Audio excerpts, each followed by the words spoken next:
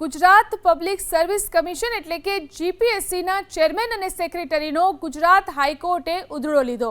હાઈકોર્ટે જીપીએસસીના ચેરમેન અને સેક્રેટરીના અહંકારને માઉન્ટ એવરેસ્ટથી પણ મોટો ગણાવ્યો।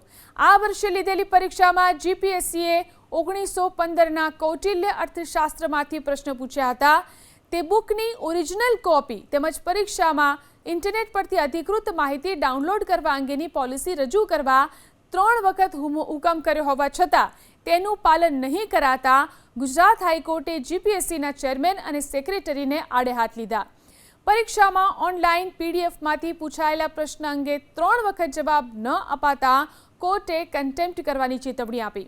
જીપીએસસીના સત્તાવાળાઓના વલણને હાઈકોર્ટે ન માત્ર અહંકારી ગણાવ્યો પરંતુ એવી ગંભીર ટકોર કરી કે તમારા ચેરમેન સેક્રેટરીના અહંકાર કરતા માઉન્ટ એવરેસ્ટની ઊંચાઈ ઓછી છે।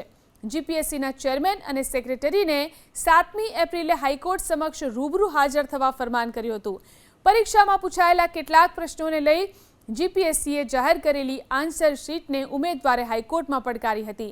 હાઈકોર્ટે ચેરમેન સેક્રેટરી પાસેથી જવાબ માંગ્યો કે જે બુકની ઓરિજિનલ ફિઝિકલ કોપી ઉપલબ્ધ ન હોય તો ઇન્ટરનેટ પરથી ડાઉનલોડ કરેલી પીડીએફ કોપીમાંથી પ્રશ્નો પૂછવાની મંજૂરી આપતી કોઈ નીતિ કે ઠરાવ છે અને જો મંજૂરી હોય તો આવા ઇન્ટરનેટ પરથી ડાઉનલોડ કરાયેલી બુકની અધિકૃતતા કેવી રીતે અને કોણ નક્કી કરે તેનો ખુલાસો આપો।